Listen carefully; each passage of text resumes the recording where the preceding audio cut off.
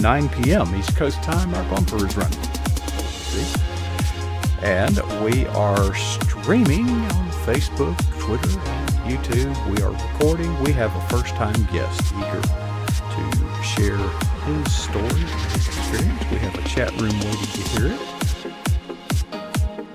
Let's switch to Studio 18, starting after the countdown.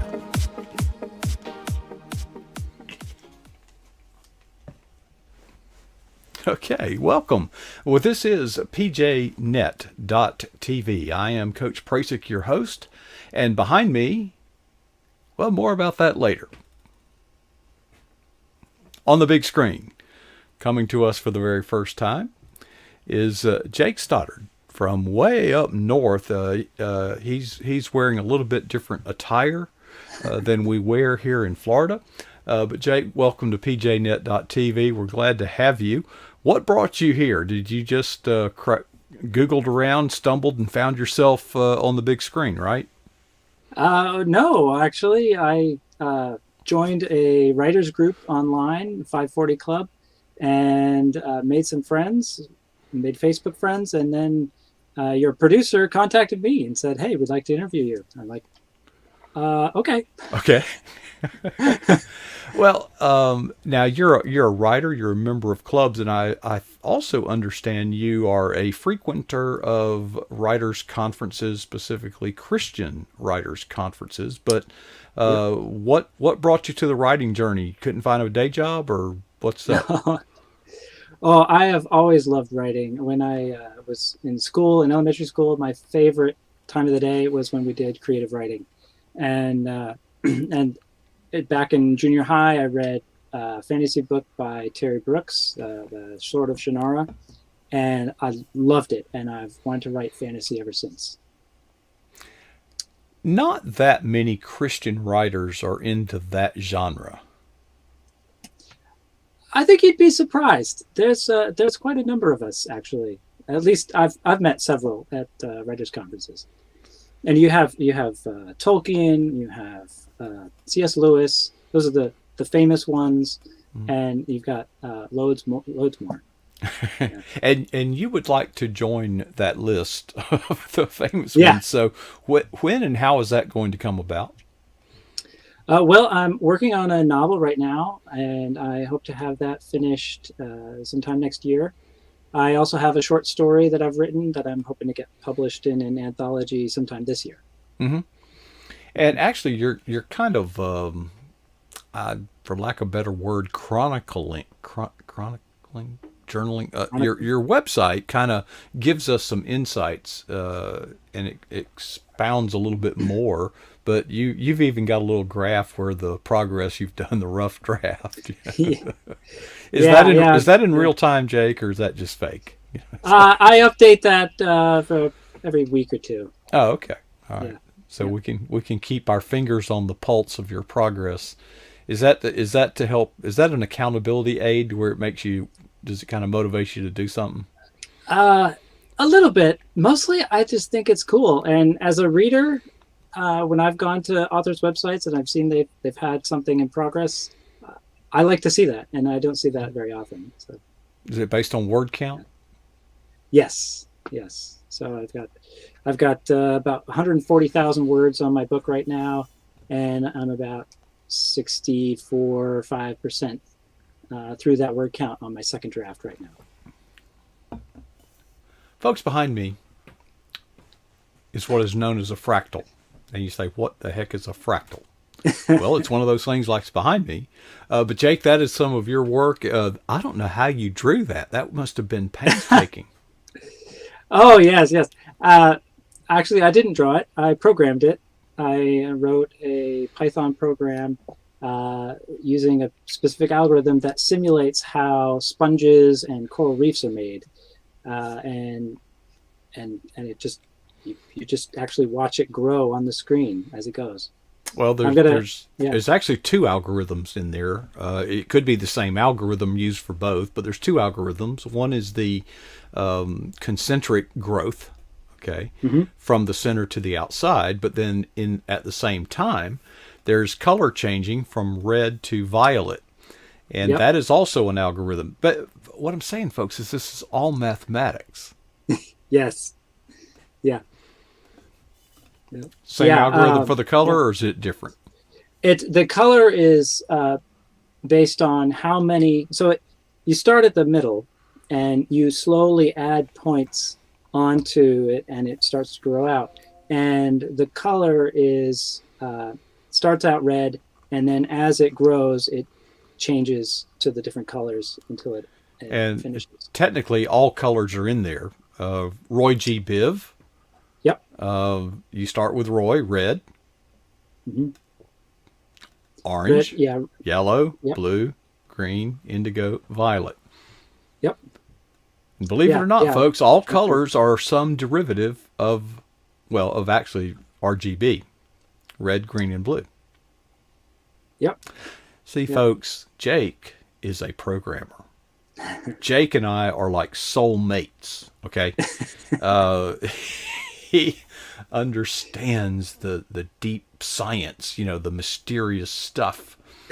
But anyway, you had a little, you wanted to talk about perspective for some reason tonight. So tell us your Yes. perspective on perspective. My perspective on perspective. Yes. So I want to talk about perspective because that's something God has been doing over the course of my life is opening up my eyes to things, um, and you know I very naturally have a very narrow perspective. I'm thinking about me and my life and my time and my place, and what it's like in my own head. And God has been over a long time broadening my perspective. So, uh, I think about the past.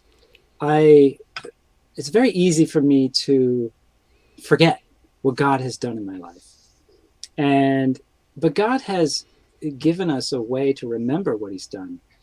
In Joshua chapter 3 and 4, he brought the Israelites across the Jordan River, and He did it in a miraculous way. He stopped the waters upriver, and the waters just kind of piled up in a heap, and the rest of the river drained out, and the Israelites were able to cross over on dry land. On dry And land, God, dry not land, not on muddy land. not muddy land, dry Dry land. land, yeah. And yes, and he had them take stones out of the riverbed Hmm. and pile them up where they camped that night. Hmm. And so they could look at that pile of stones and say, "Hey, I remember what God did that day." And their kids could look at it and say, "What's that pile of stones there?" And they could say, "Well, let me tell you what God did." And that pile of stones, it's a memorial for what God has done, and it's called an Ebenezer. And God worked in my life where I had my own Ebenezer that I created back in college. I went for a walk at night by myself. Probably not the best idea. That's my Ebenezer right there. The result of this walk. And I went for this walk praying that God would show me something, that He would reveal something to me. And I didn't know what He was going to show me, and I didn't know where He was going to show it to me. But I was expecting Him to answer my prayer. So I went out looking for wherever it might be that He was going to answer this prayer. And I walked around the dorms, I walked around the academic buildings, past the fire station, and eventually into the woods. And I'm walking along the trail, and I thought, maybe He's going to show me the answer to this prayer off the trail. So I went off the trail in the dark, which didn't work out so well. I ended up hitting some thick brush and couldn't get through it. It was too dark to see how to go around it. I ended up back on the trail. But I reached the end of the trail at a stream, and there was nowhere else to go. I figured this has to be where God's going to answer my prayer. And so I'm looking around, and I'm like, well, where is that answer to prayer? And I look down at my feet. There is sand, a perfectly natural place for sand to be, right? But for whatever reason, it struck me as odd that there would be sand there, because all night I'd been walking and I'd walked on grass and dirt and pavement, but there was no sand. And so I thought, well, maybe I'll pick some up. So I picked up a handful of the sand, and I'm staring at it. It's like, I've just walked for over an hour. I'm all tired out. It's past my bedtime. I've gone to all this effort for a mere handful of sand. And then it hit me. God broadened my perspective. Jesus did so much more for a handful of clay. He left heaven and he lived on earth, and he worked and he taught, and he was ridiculed and beaten and ultimately killed to get me a handful of clay. And so suddenly that sand had meaning that it didn't have before. It had value because I'd worked so hard to get it. And I had value because Jesus had worked so hard to get me. So I brought that sand home. I didn't have a place to carry it. I just carried it in my hand, and I put it in a jar, and that was quite a decorative jar, I might add. I don't know where you were able to obtain that rare find. Yeah. Yes. Yeah. Jake, I'm going to send you a nice jar. Okay, I'm going to send you. All right, thanks. But yeah, I have it on my desk, and when I look at it, I'm reminded of what God has done. And just like the Israelites, when they saw their kids saw the pile of rocks, they asked about it. My kids have seen that jar of sand on my desk, and they have asked me about it, and I've told them what God has done. It's been a real opportunity, not only for me to remember what God has done, but also to be able to tell other people what God has done. And now I'm doing it right now. So okay. That's been great. So does this Ebenezer Gerber jar sand, does this adorn the mantle over your fireplace? Is it on your where you dine? Your it's dining on my table? Desk. It's on your desk. It's on my desk. So it's kind of personal to you. This is not a This is not a focal piece of your furnishings in your home. No, it could be. Maybe if I had a better jar. Better jar, yeah. Yeah. Or a genie bottle of some kind. Okay. Right. I was interested earlier when we were doing the dry run. There's some artifacts behind you that. Oh yeah. They're not those are really just random artifacts. No particular story behind them. Well, the origami, I just like origami, especially the geometric kind, more so that than animals, although those are fun too. The knives, this big one was a Christmas gift from my son, because he likes to collect knives, and he thought that I did not have a big enough knife in my collection. So need a big. That's knife. my biggest knife. Yeah, men need big knives. It's got to be big. That's right. You know that would be. We just had a discussion the other night here on our program on what a sword and what a knife. You know, there's a difference. It's sort of like a pond and a lake. You know, there's a point at which the knife becomes a sword. But there's not a lot of agreement on when that is. A boat and a ship is another one. When is it big enough to be a ship? Otherwise, it's just a boat. Right.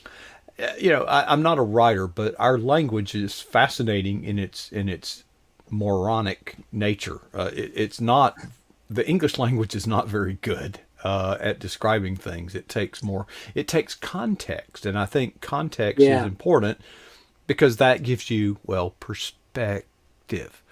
Perspective, yes. And you said that we tend to forget. Yep. Yeah, that's true. But I think the majority of the cases is we just take for granted. It's not so much that we forgot. And you know how God can help us remember all the things He's given us? Is take them away. Yes. Yes. Well, it's funny you mentioned that. Because there was another time where I almost lost something very dear to me. Years ago, my mother had a stroke, and she went into a coma, and it was surreal.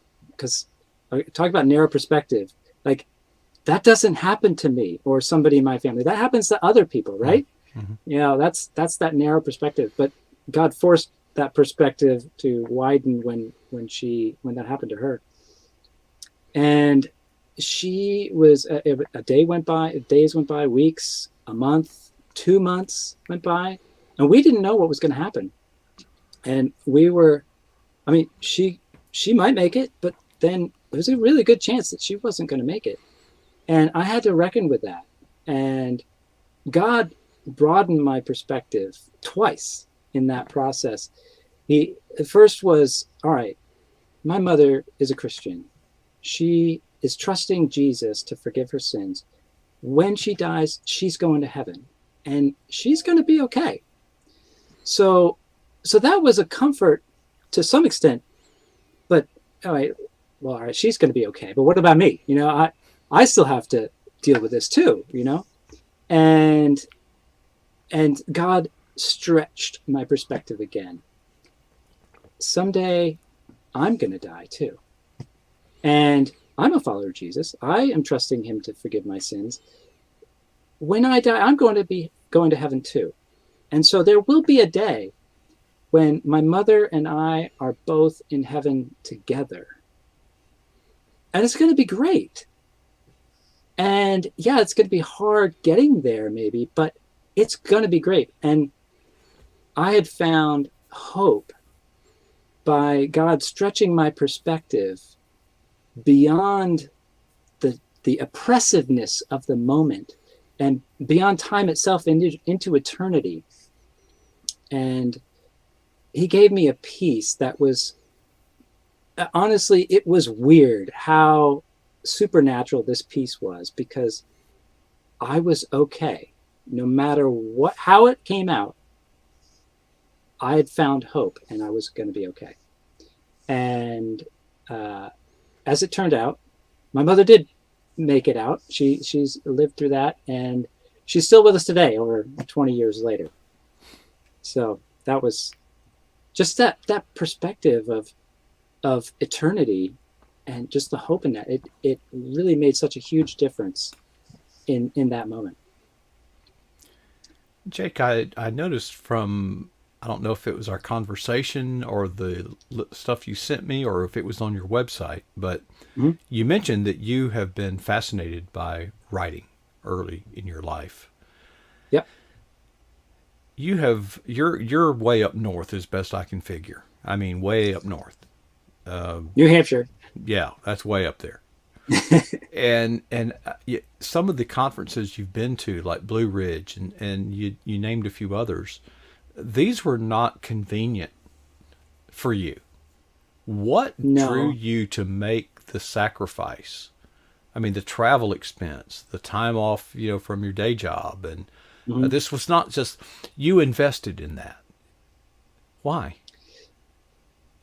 Yeah, there's two reasons. To go to a conference in the first place, I wanted to go because I knew that, like, I've always loved creating things, like origami, or stories, or what have you, fractals. But I've always enjoyed creating things. I think that's part of God's image that He's put in me. Is just He's a creator, and I also want to create. So that desire has pushed me to be willing to make a sacrifice in order to pursue that. But it's more than that, because there are conferences that are closer, certainly than North Carolina, or where I'm going in March is California. And that is, there aren't a lot of Christian writers' conferences that I've been able to find in New England. And that's important to me. I don't just want to write. I want to write from a Christian worldview. I want to write messages, stories that are not only entertaining, but also meaningful to people and can glorify God. Well, I'm glad you brought that up, Jake, because I'll be very honest. I'm a skeptic when it comes to people that say I'm writing a Christian fiction or novel. my first reaction, I was literally at a writers' conference, and I was filming one of the classes, and the instructor was talking about the topic of, Christian fiction. And I'm not there to participate in the conference or the class. I'm there to record it. But I'm having to bite my tongue saying, well, we have the Bible and the truth. Why don't we focus on the truth? Why do we need to? Do you see how I was conflicted? Can you see? Yeah. And to me, just because it's clean doesn't mean it's Christian. But That's true. but during that that class, the instructor brought up Narnia, the Chronicles of Narnia. Hmm. And I can remember taking my daughter to that film, that movie. And I can remember the rejoicing as I came out saying that I see the themes and I know Yes. where they came from. But and I built that bridge in my mind saying that there are so many people who are unsaved, lost, watching that movie. And I can just imagine having a conversation, wow, isn't it something that the king, the lion, the sovereign, sacrificed himself? And I Yes. was like, well, I can just hear myself saying, that story's 2,000 years old. You don't know? Have you Yeah. not heard? And then he arose 3 days later from the dead. I said, that Yes. story's 2,000 years old, but it really happened. It's not fiction. It actually, that's when the light went off. That, Hmm. no, this isn't just fiction. It's fiction with a purpose. How Right. do you have specific themes in the writing you've done thus far? How do they tie in to biblical truth? Yeah. So in my short story, I have a dragon who is being bullied by another dragon, and he's fleeing his past, and he's got anger issues, and he's got to deal with his situation in a way that he wants to do the right thing, but he doesn't know how, and he teams up with a mentor, a father figure, a Christ figure of sorts, that really takes him under his wing and Literally. teaches him, yeah, yeah, teaches him true wisdom. Um, yeah, and in my novel, I have a character who's a hunter of dryads, wood nymphs, and it's his business. He thinks of them as plants or animals. He doesn't think of them as having any intrinsic value in them of themselves. Uh, and as he goes through the story, he begins to realize that they maybe do have intrinsic value, and maybe he really shouldn't be killing them. But he has all this other stuff going on as well that is pulling him back, and so he's being pulled in all these different directions over these moral, spiritual issues of of life and death and revenge and forgiveness and all these things. So there's a lot of biblical truth that could be pulled from that, even though the Bible isn't specifically mentioned or Jesus isn't Right. specifically mentioned. Well, Yeah. and another kind of healing salve for me and my skepticism was it occurred to me that Jesus told fictional stories to bring home a spiritual truth. Right. Yeah. Over and over again. Yeah. With the parable of the sower. I mean, any of the parables. Yeah. Or yeah. Why do they call them Yeah. parables? It's like if it's in the Bible, it's a parable, but outside the Bible, it's just a fictional story. Is there some distinction that I missed out on? I don't know. Then there You hear probably is. allegory. You hear allegory a lot outside the Bible, but Yeah, and you I don't just hear don't know what that parable. means. Yeah. I hear that word a lot, and I probably misuse it, or I try not to use it because I don't know literally what it means. But the idea of storytelling, I can remember, you may not be old enough to remember Aesop's fables.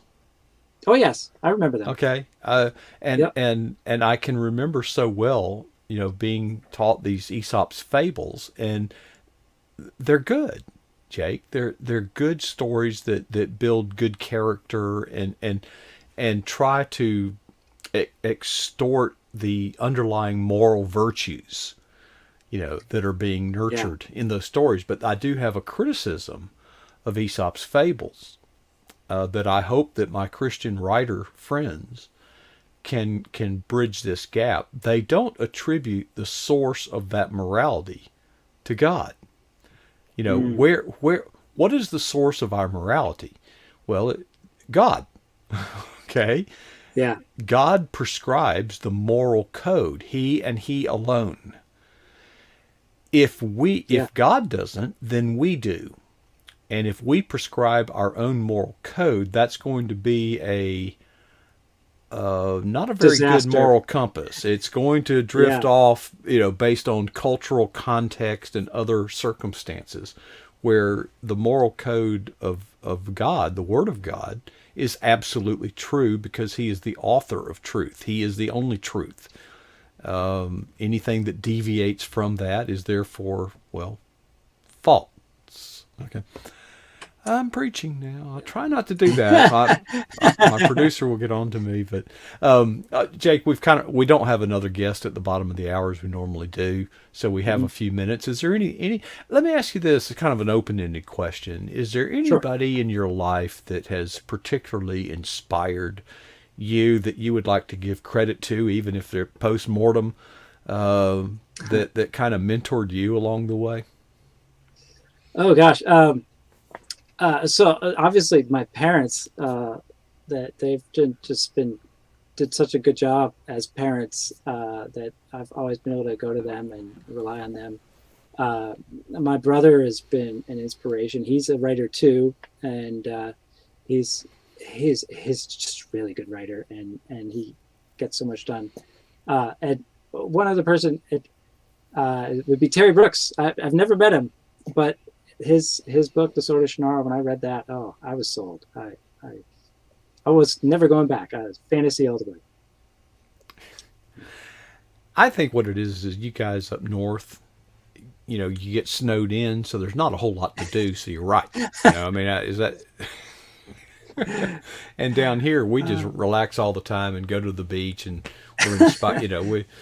We write for different reasons. You write out of necessity because there's nothing else you can do. We down here we choose to write.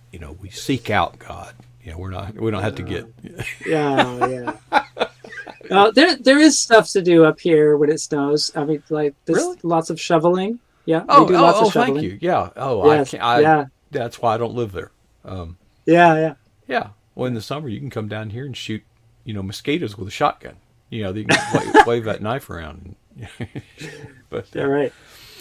Jake, it's been wonderful having you share your experience with us, and I love your fractals. And folks, you have Great. been spared a lot of geek talk tonight.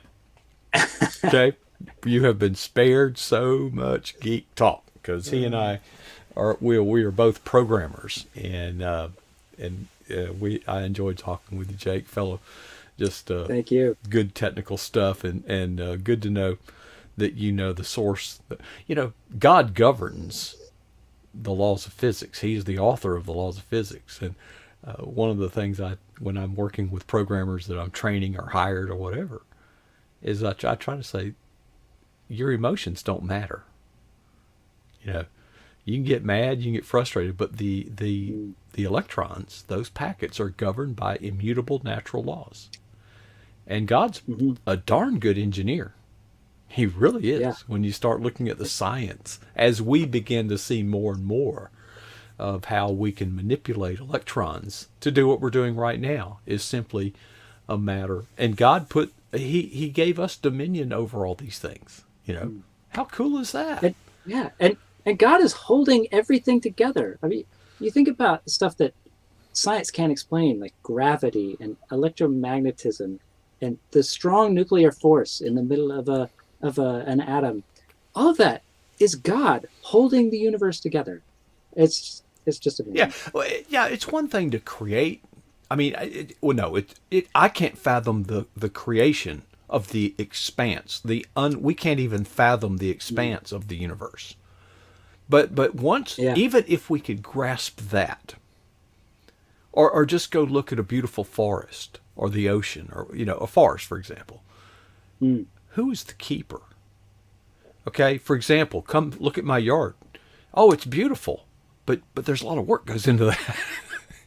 Yeah. You should have seen it when God had it by himself. You should.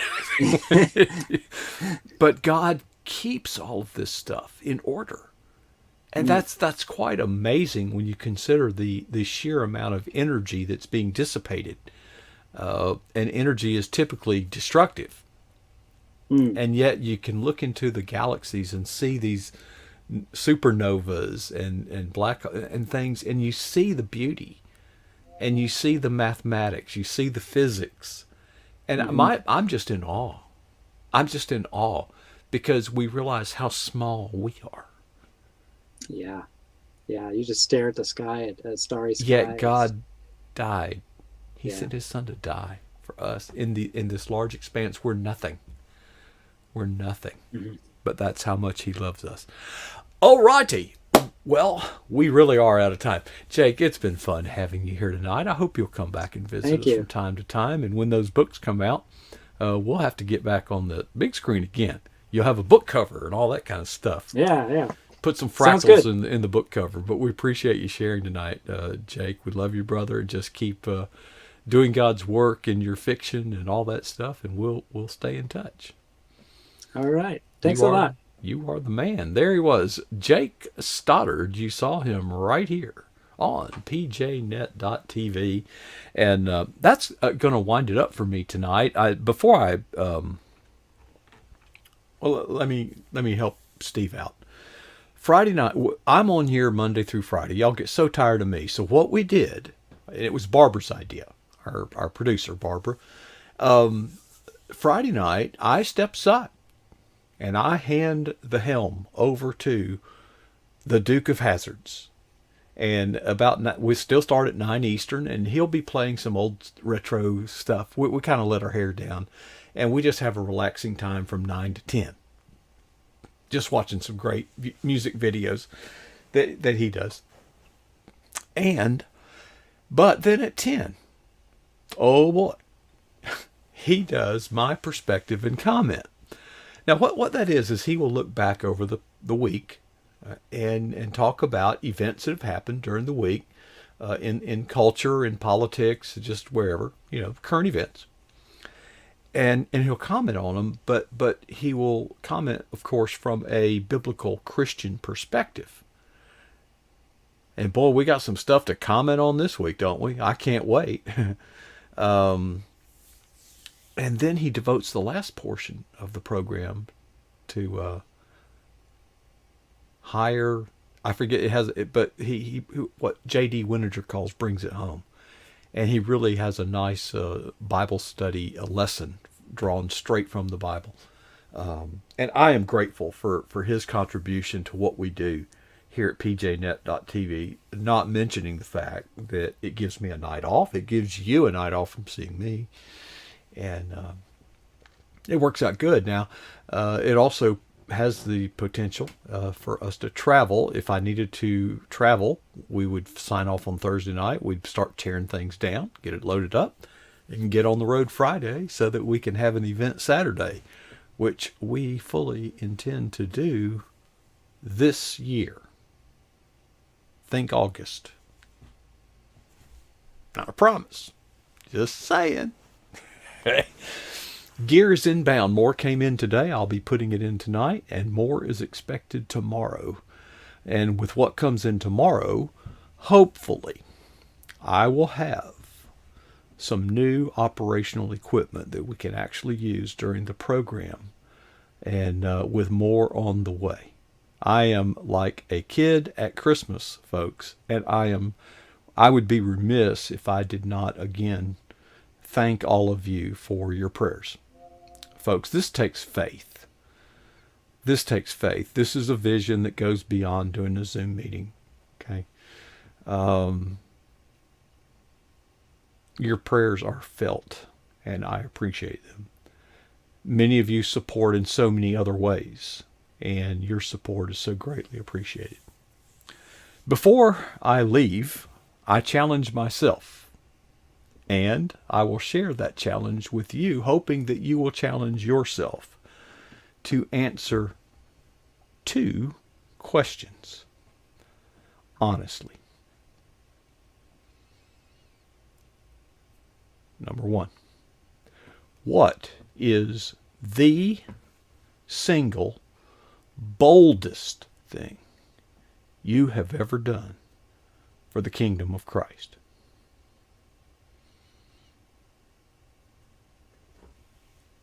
Number 2, how long ago was that?